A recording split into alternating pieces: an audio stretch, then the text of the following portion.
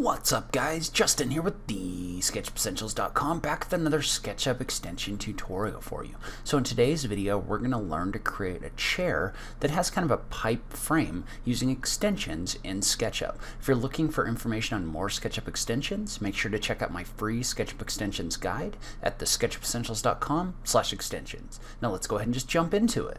Alright, so one of the things I love is working with extensions in SketchUp because there's something that really kind of makes working in the program easier. And so there may be a way to do a lot of this stuff without extensions, but I really want you to learn what's out there and what it can allow you to do inside of SketchUp. Alright, so this is the chair we're going to create. It's based on an image that I found, I think on like House or one of those websites, but you can see how it's basically a tube along a path, and then it's got some brackets and some chair pieces in here. And so to start off, what we're going to do is we're going to model a path that then this tube can follow along. And then we're going to use an extension in order to create the tube that follows that path. And I will note that I will be linking to all of the extensions that we're going to use in the notes down below. So let's go ahead and just get started. And so in order to do this, we're going to assume that this chair is going to be something like, we'll say 24 inches deep for right now. So we're just going to draw a 24-inch line here, and then we'll just kind of rough out our shape. So I figure it's going to be about 18 inches high, 22 inches wide. And then over here, this will be about 18 inches high plus another 25 inches or so for the back. And then once you've got this kind of roughed out, you can see how I can draw along this green axis and inference this so these are the same width. And then I can just take these three edges and use the move tool in copy mode to create a copy across here. So you can see how I copied that across right here just by selecting those edges, tapping the M key, and then clicking and tapping the Control key in order to create that copy. So once we have this created, what we're going to do, and by the way, I will link to all of these extensions in the notes down below, but we're going to use an extension called Pipe Along Path, which allows you to create pipes along paths. And we're going to use that in order to create our little pipe that goes along here. So in order to do that, I'm going to select this whole thing, and I'm just going to go up to Extensions, Pipe Along Path, and make sure you do have to install all of these extensions for all of these tools to work. But once you install this, you can see how this gives you an option to create a pipe, and you can set like the outside diameter, the inside diameter, number of segments, etc. And in this case, one of the important things that we're going to want, I'm going to set this up as a 1/2 inch, which may be a little bit thick, but we'll go ahead and create it that way. What we want to make sure that we do is we want to make sure that the option for move path into pipe group is selected as no. And the reason for that is if we don't move that path into the pipe group, that makes it a lot easier for us to come back and inference off of this original path if we have to.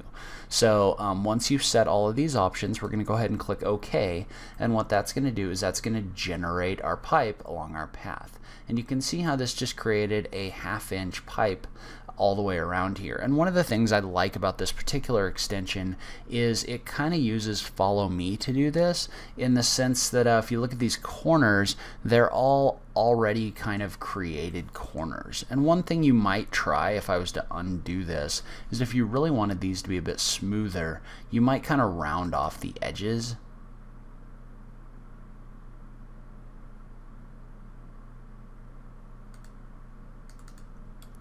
So if you were to do that, then you'd get kind of a smoother curve along those edges. So if you wanted to do that, you could definitely do that as well. And so I'm going to go ahead and I'm going to do that for all of my corners. So I'm going to speed this up while I do that.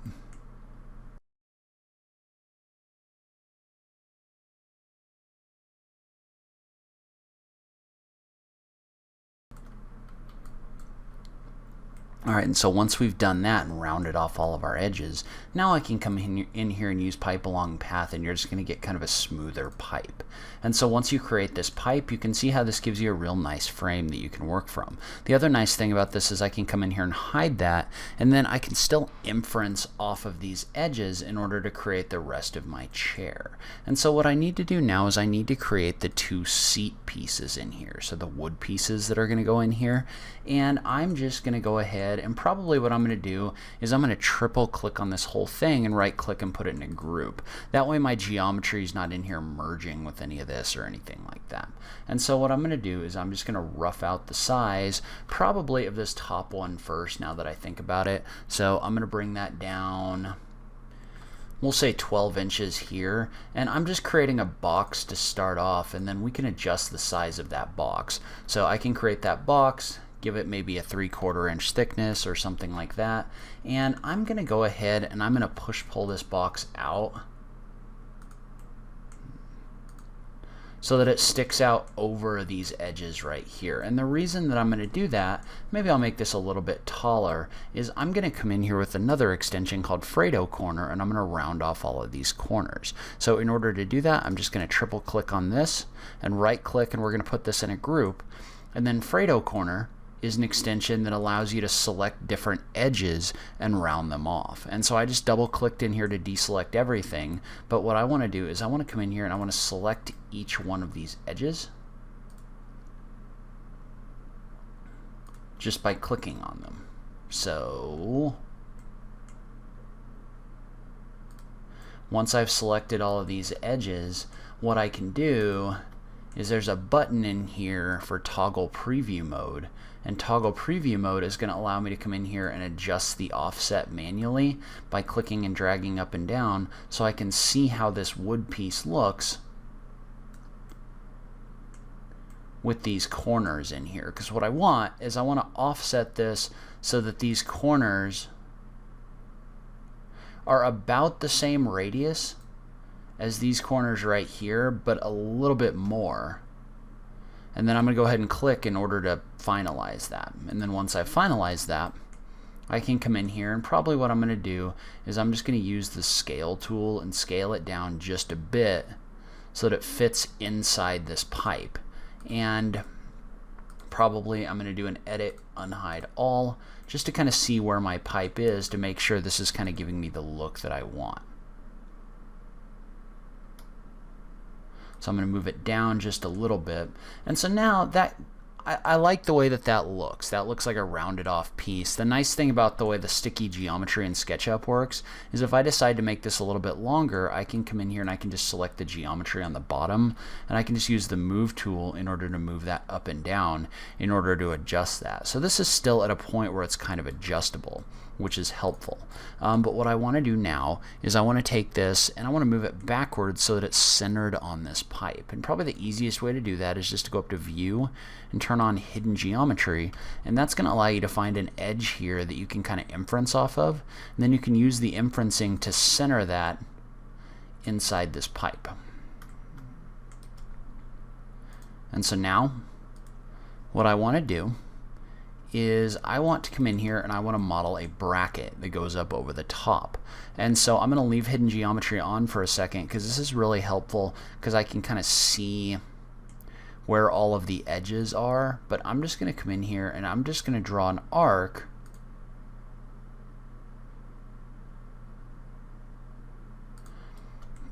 up over the top of this piece, just like this. And then probably what I'm going to do is I'm going to use the move tool in copy mode to move this over. And one thing I don't like about this actually is instead of drawing an arc that goes up over it, I'm going to draw an arc that's a half circle.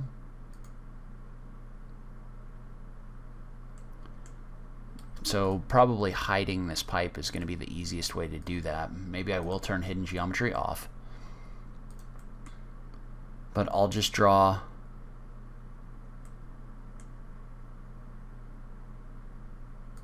a half circle here, and then I'm going to go in here and I'm going to do an edit, and I'm going to unhide my pipe, and I'm going to move this half circle up until it goes over this pipe. And then I'm just going to make a copy of it along the green axis to whatever that thickness is going to be, maybe like 1 inch or something like that. And then now what we need to do is we need to create a face along here. And probably the easiest way to create a face along here, because you can't, I mean, you could come in here and just manually do that and just draw edges along all of the segments in here.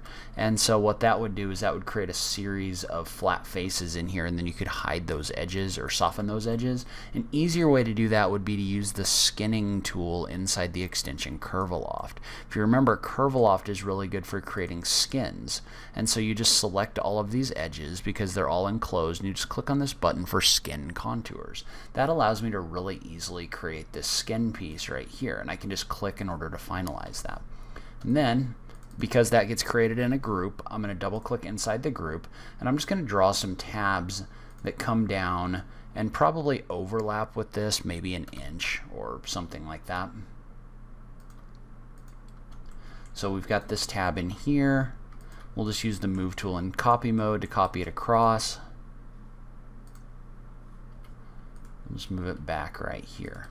So now we're going to use another extension from Fredo 6 called Joint Push Pull. If you remember, what Joint Push Pull does is it allows us to take curved faces and multiple faces and push pull them. So I'm just going to select all 3 of these faces, then I'm going to select the option for Joint Push Pull inside of Joint Push Pull. So when I do that, I just click on the little J button. Make sure that your finishing isn't set to this first option, the classic push-pull. You want it to be the second option, which is thicken, which means that it's going to take this, and when you drag it up, it's going to thicken it. And you can kind of adjust that offset to whatever you want it to be, but you want to make sure that you leave thicken in there so that this face stays in here. And so now, what I've been able to do is I've been able to create this nice bracket that I can then move up and down until it's kind of flush with this face.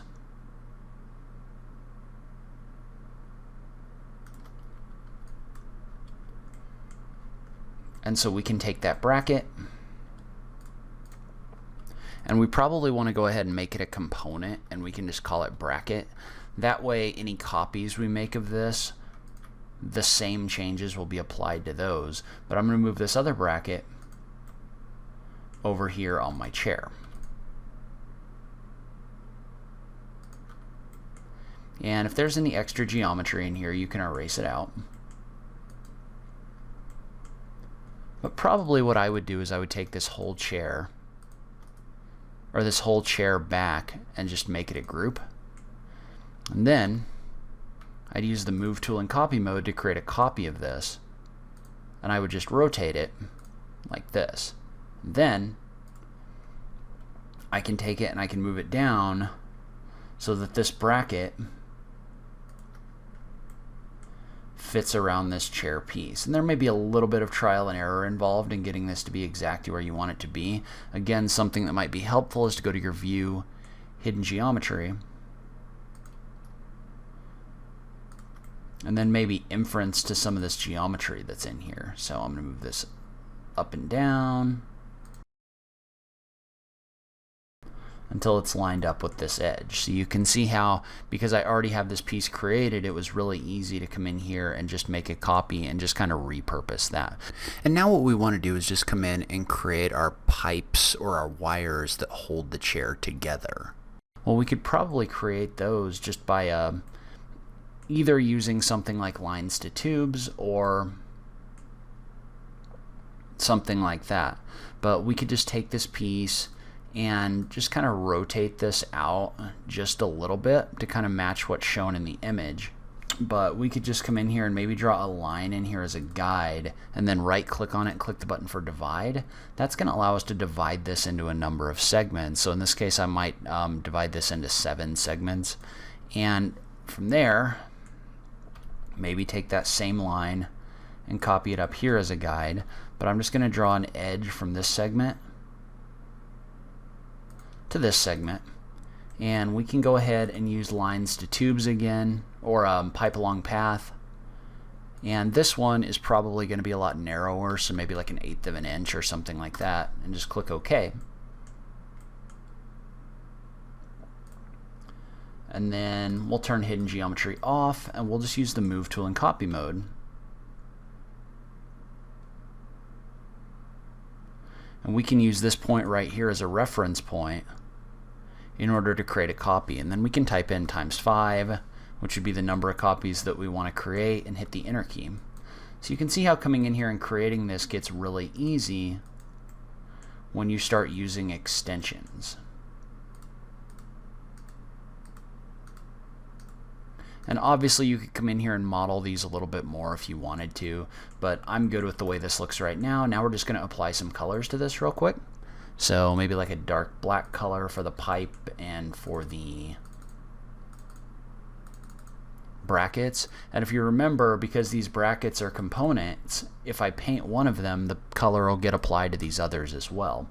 And then I probably should have made this a component as well, but I wasn't sure if I was going to keep them exactly the same. But we can just come in here and apply something like this wood bamboo texture. Just like this.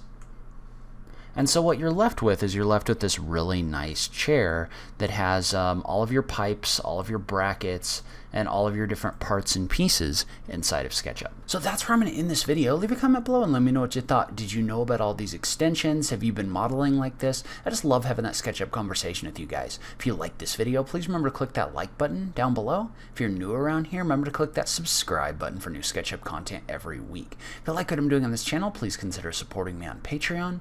Every little bit helps, even if it's only $1 a month. So make sure you check out that link in the notes down below. But in any case, thank you so much for taking the time to watch this. I really appreciate it, and I will catch you in the next video. Thanks, guys.